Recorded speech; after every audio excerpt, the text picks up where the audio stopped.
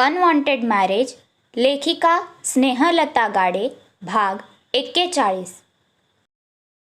आमच्याकडे गाडीत असं गाणं म्हणत माणसं येतात. बिचारे पोटासाठी गातात. मग आम्ही त्यांच्यावर दया येऊन त्यांना 1-2 रुपये देतो. आता तुझ्याकडे पाहून मलाच 2 रुपये द्यायला लाज वाटली, म्हणून हे 10 रुपये घे आणि तोंड बंद ठेव. तिने आता जणू खूप मोठी रक्कम त्याला दिल्यासारखे हावभाव करत खिडकीबाहेर पाहू लागली. ती नक्की काय म्हणाली हे कळायला त्याला वेळ लागला, पण जेव्हा कळलं तेव्हा रागाने हाताच्या नसा फुगून टम्म झाल्या. चक्क त्या करोडपतीला तिने रोडपती करून टाकलं होतं. न बोलता त्याला भिकारी बोलली होती. त्याने ती नोट घट्ट मुठीत पकडली. बिझनेसमॅन होता, हातात आलेले पैसे सोडणार थोडीच होता. ए शिवानी, तू फ्लॉप है कहानी, खडूस खानदानी. ए शिवानी, ए शिवानी. आता मात्र गाडीची स्पीड वाढवत तो जोरातच ओरडत होता. त्याचं ओरडणं आणि तिचं कान बंद करणं एकाच वेळी सुरू होतं. काही वेळ जणू दोघांमध्ये कोणती जंग छेडली की काय असं वाटलं. स्वीटी कॉलिंग. त्याचा फोन वाजू लागला. तसा आत्ता कुठे तो भानावर आला. ओरडून त्याच्याही हृदयाची स्पंदने वाढली होती. मोठमोठे श्वास घेत तो पटकन फोन बंद करतो. वरती असलेला फोन त्याने आता खिशात ठेवला, पण तिने नाव वाचलं होतं. संशयाने त्यालाच पाहत होती. गर्लफ्रेंड आहे माझी. तिची ती बारीक झालेली नजर पाहून त्याने सांगितलं. मग काय लोणचं घालू? तितक्यात तिरकसपणे तिने उत्तर दिलं. आज रात्री आम्ही सोबत एन्जॉय करणार आहोत. यु नो एन्जॉय काय असतो? ड्रिंक, डान्स, रोमांस, तो तिच्या चेहऱ्याकडे पाहत बोलत होता. पुढचं बोलण्याआधीच तिने त्याच्या तोंडावर हात ठेवला. तोपर्यंत घर आले होते. गाडी थांबवली आणि तिने दार उघडलं. ती काहीच रिॲक्ट करत नाही म्हणून त्यालाही विचित्र वाटलं. आपण काही केलं तरी खरंच हिला फरक पडणार नाही का? काही कर, मला काय, खड्ड्यात जा तू आणि खड्ड्यात जाऊ दे तुझी ती हडळ.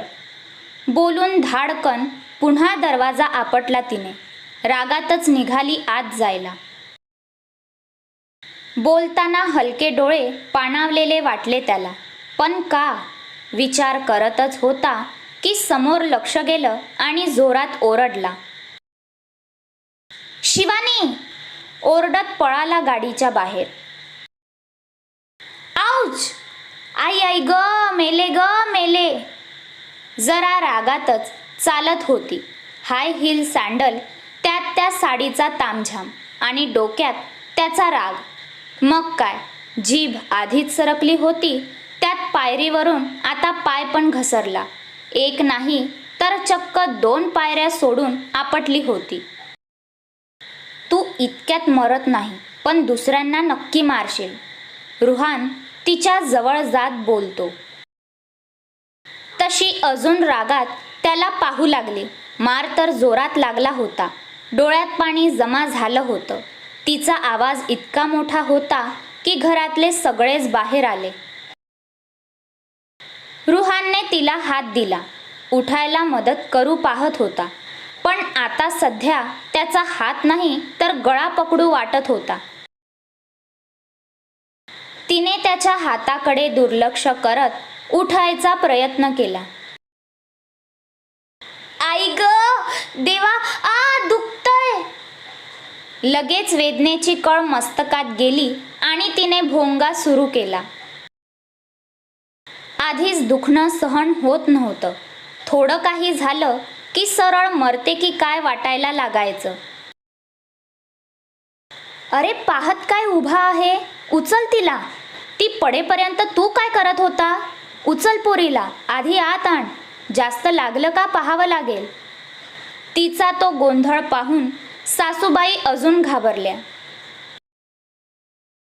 रुहानने डोळेच फिरवले. उचल तिला, पाहू नकोस आता. पुन्हा आपल्या मायमाऊलीने हुकूम सोडला.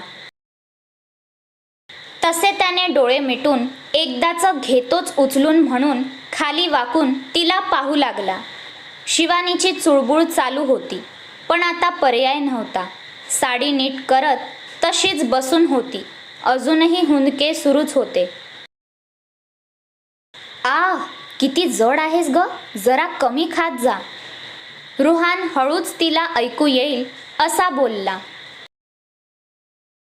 गळ्यात गुंफलेले हात तिने अजूनच घट्ट केले. मारते का काय मला, सोड आधी मला.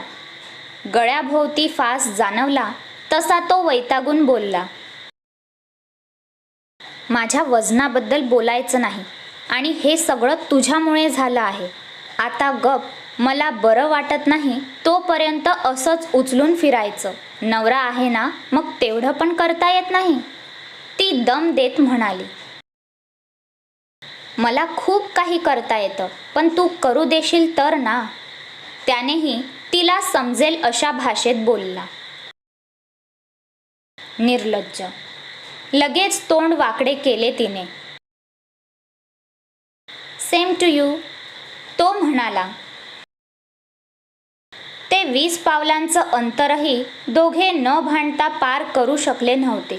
रुहान तिला आपल्या बेडरूममध्ये घेऊन आला. बेडवर नीट बसवलं. सासूबाई तर लगेच डॉक्टर बोलवून मोकळ्या झाल्या होत्या. काही काळजीचं कारण नाही. पाय मुरगळला आहे आणि थोडा कमरेला मार लागला आहे. उद्यापर्यंत ठीक वाटेल. हे काही मेडिसिन आहेत ते द्या त्यांना, पण लक्षात ठेवा आजच्या दिवस तरी जास्त पायावर जोर नको पडायला, नाहीतर सूज वाढू शकते, मग अजून त्रास वाढेल. डॉक्टर तिचा लगेच सुजलेला पाय पाहत बोलतात. हो चालेल ना, नाही पायावर भार पडणार. रुहान आहे ना, तो घेईल तिची काळजी. सासूबाई तर आपल्याच मुलाला कामाला लावायला तयार होत्या. मी? रुहान जोरात ओरडला. आधीच उपवास होता, कधी जाऊन हलका होतो असं वाटत होतं, पण पाटाचं पाणी काही कमी व्हायचं नाव घेत नव्हतं. स्वीटीचा मादक चेहरा लगेच नजरेसमोर आला आणि तो मी म्हणून ओरडला. त्यात काय इतकं, एक दिवस तिची सेवा करूच शकतो ना. काका बोलले. आपल्या पुतण्याचं दुःख त्यांना कळेल तर शपथ. इतका अरसिक माणूस जो बायकोला पण नीट पाहायची हिम्मत करत नव्हता. त्याच्या मनात हे उपवास सोडायचं, ते पण बाहेर जाऊन, छे छे, मनात येणं शक्यच नाही. बाबा तर रोज आईची सेवा करतात, राघव मध्येच बोलला. पाय तर काय मस्त दाबून देतात. त्याच्या जोडीला वेदिकानेही सूर काढला. झालं, पोरांनी बापाची इज्जत पार चव्हाट्यावर आणली. काकांनी जोरात फटका लावलाच आपल्या नालायक कार्ट्याला. चला चला, आता आराम करू द्या तिला. बाळा, काही लागलं तर सांग हा. मी तुझ्यासाठी काहीतरी खायला करते. रुहान, काळजी घे तिची. आता अजिबात बाहेर जायचा विचार करू नको. जरा म्हणून पोरीची काळजी नाही. सासूबाई आपल्याच लेकाला दटावून बोलून निघून गेल्या. शिवानी तर आयती सेवा करून घ्यायला मिळणार म्हणून खुश होती. स्वीटी कॉलिंग. पुन्हा त्याचा मोबाईल वाजला आणि त्याने डोळे बंद करून हलकेच बोटांनी प्रेस केले. हॅलो. थोडं बाजूला होत तो कानाला फोन लावत बोलतो. Baby, where are you? I am waiting for you. मी किती आतुर आहे तुला भेटायला. मला वाटलं तुझं लग्न झालं तर तू मला भेटणार नाही, पण नो, तुला माझ्याशिवाय कोणी मज्जा देऊच शकत नाही, हे माहीत आहे मला. प्लीज आता लवकर ये. आजची रात्र मी आणि तू. ती अगदी उत्साहात बोलत होती. बरीच प्लॅनिंग करून आली होती, वेळेच्या आधीच पोहोचली होती आणि अजून तो आला नाही म्हणून कॉल केला होता. बेबी ॲक्च्युली रुहान आधीच तापला होता. आता कशाने हे त्यालाच माहीत. अहो या ना, मी वाट पाहते तुमची. किती वाट पाहायला लावता हो, आता या बरं. अगदी मधाळ आवाजात शिवानी त्याला आवाज देते. ऐकणाऱ्याला त्यांच्यात वेगळ्याच गोष्टीला घेऊन संभाषण सुरू आहे असं वाटलं असतं. ही कार्टी काही कमी नाही. त्याचा प्लॅन फेल करून मस्त मज्जा घेत होती. आरजे, तुला यायचं नव्हतं तर मला का बोलावलं? तू असं नाही करू शकत. तू येत आहेस ना? हो ना, तू येणार ना? बहुतेक तिला हो ऐकायचं होतं, पण आता पत्नी सेवा हा धर्म होता त्याचा. बेबी लिसन, आपण उद्या भेटू. नाही, उद्या रिसेप्शन आहे. तू रिसेप्शनला ये हा. तो तिला त्याच्या लग्नाच्या रिसेप्शनला बोलवत होता. तिला स्वप्न दाखवून आता रिसेप्शनला ये म्हणत होता. काय लॉजिक होतं त्यालाच माहीत. समोरून काहीच ऐकू येत नव्हतं. फोन कधीच कट केला होता. चिडली होती ती, कळलं त्याला. रागाने आत आला तर त्याची धर्मपत्नी आपला सुजलेला पाय हातात घेऊन दात काढत होती. यू. राग तर अनावर झाला होता, पण बोलून उपयोग नव्हता. तसाच चिडून बाथरूममध्ये गेला. आता स्वतःला कसं शांत करायचं हे माहीत होतं. बहुतेक त्याचं वैवाहिक आयुष्य हे असंच बाथरूममध्ये जाणार होतं असंच वाटलं त्याला. चूक नाही, घोडचूक केली होती त्याने तिच्याशी लग्न करून. मला थोडं बाथरूममध्ये जायचं होतं. बराच वेळ एका जागी झोपून होती आणि तो आपल्या कामात व्यस्त होता. थोडं कशाला, पूर्ण जा. मला काय विचारते? इतकी आज्ञाधारी कधीपासून झाली? नजर लॅपटॉपमध्येच गढून तो बोलला. कामात विसरला होता बहुतेक. तिला चालता येत नव्हतं.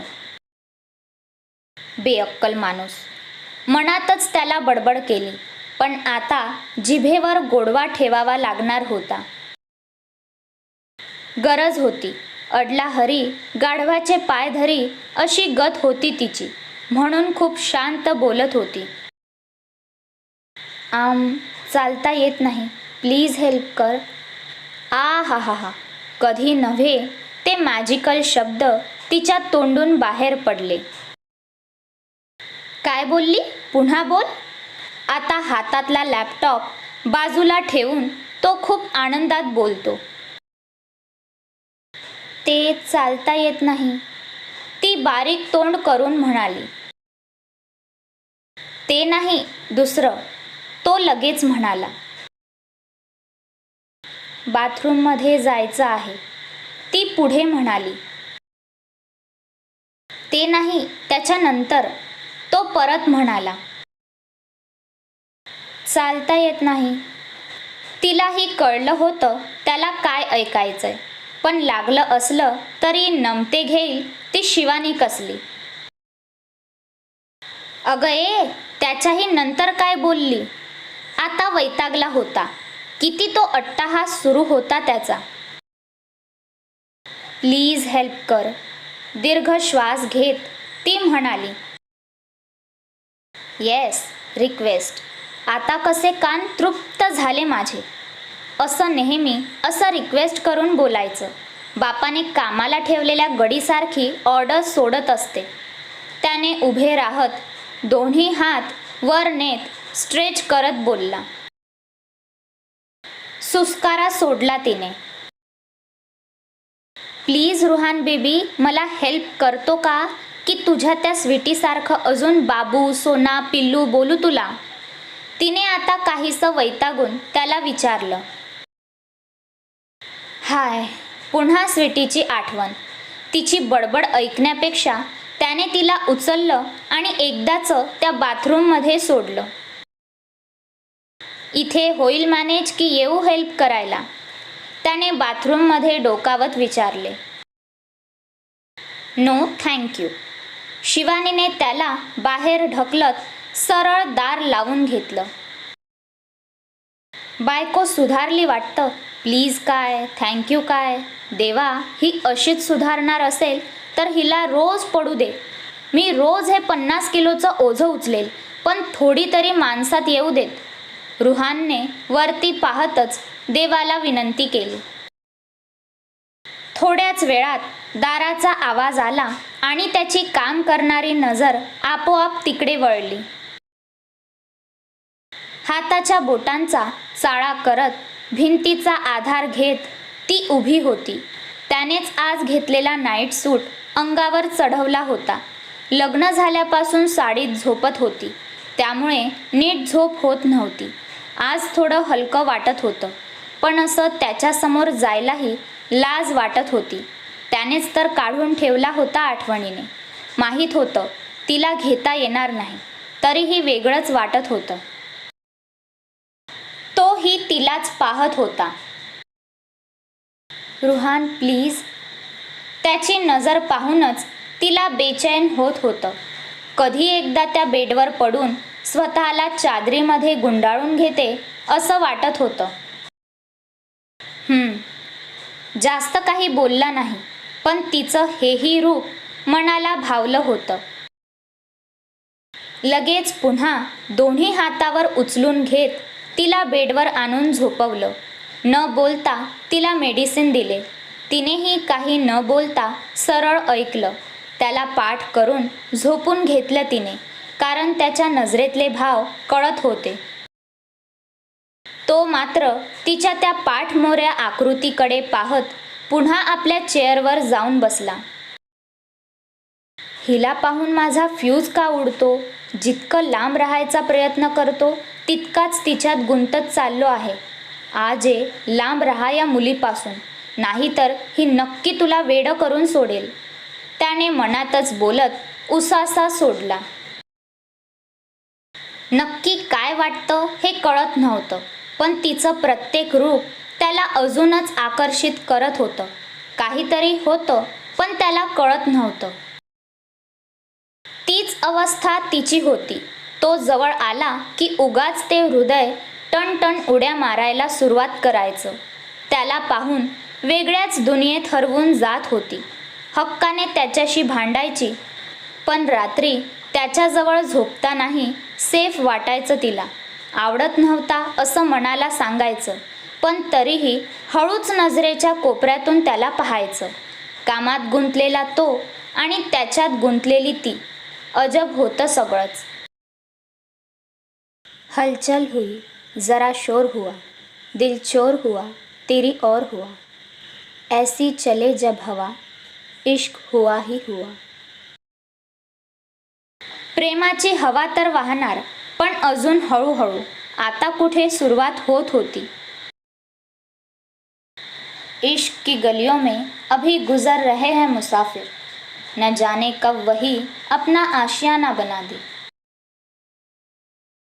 दिल की बात जुबां पर आई कहाँ है अभी, वरना जिस्मो जहाँ अपनी सभी दूरियां ना मिटा दे. शेर माझ्याच दिलातून निघाला रे बाबा, अब इसको वाह वाह जरूर करना रे बाबा, वरना बुरा लगेगा ना रे बाबा. तर दुसरीकडे कोल्हापूरमध्ये वेगळाच सीन चालू होता.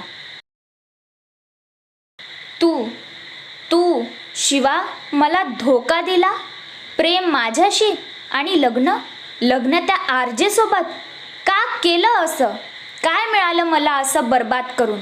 तुझा राज तडफडत आहे तुझ्यासाठी, आणि तिथं तू त्याच्या कुशीत प्रेमाची उधळण करत असेल. सोडणार नाही मी त्याला. आरजे, मी तुला शांतीने जगू नाही देणार. मी संपवणार तुला. राज शिवानी त्याच्या आयुष्यातून निघून गेल्यापासून खूप प्रमाणात ड्रिंक करू लागला होता. दिवसा शांत आणि संयमी असला तरी रात्री एकांतात तिच्या आठवणीने त्याचा स्वतःवर ताबा राहत नव्हता.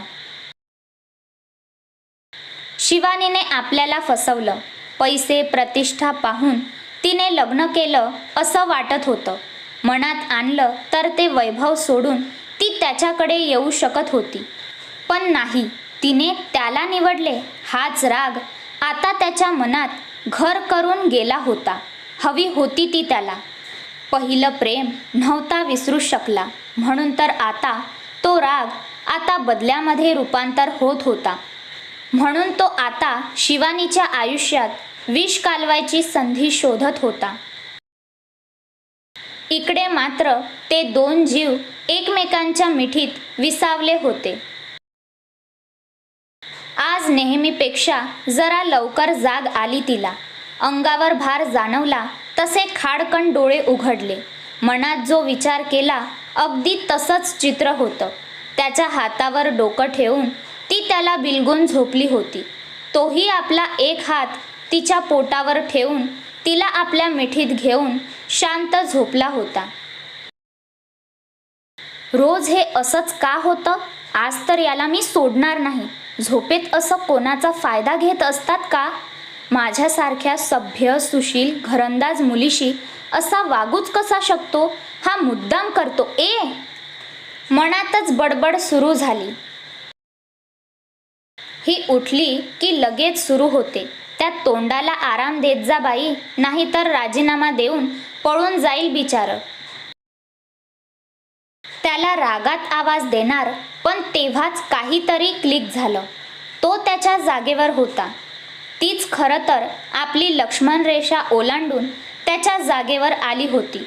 आपली चूक लक्षात आली तशी ती वरमली. पण आता जास्त वेळ त्या उबदार कुशीत राहणं शक्य नव्हतं. त्याच्या त्या हळुवार चालणाऱ्या हृदयाचे ठोके अगदी स्पष्ट ऐकू येत होते. काही सेकंद खूप मन लावून पडणारा हृदयाचा प्रत्येक ठोका ऐकत होती. हळूच नजर वर करून पाहिले. झोपेतही खूप हँडसम दिसत होता. काल नाही म्हणलं तरी खूप त्रास दिला होता तिने. जेवणही त्याच्याच हाताने खाल्लं होतं. त्याचा तो चिडलेला चेहरा आठवून आताही हसायला येत होतं. नजर त्याच्या चेहऱ्यावरून हटत नव्हती. काय वाटतं मंडळी, शिवानी आणि रुहान यांना होईल का प्रेमाची जाणीव? राज कसा घेईल सूड आपल्या तुटलेल्या मनाचा? कथा आवडत असेल तर आपल्या मित्रमैत्रिणींना पण शेअर करा, लाईक कॉमेंट्स करा. एक लक्षात ठेवा, तुम्ही दाद दिली तरच कथा टाकण्याचा उत्साह वाढतो. म्हणून कथेला प्लीज प्रोत्साहन द्या. राम राम. पुन्हा लवकरच भेटू. धन्यवाद.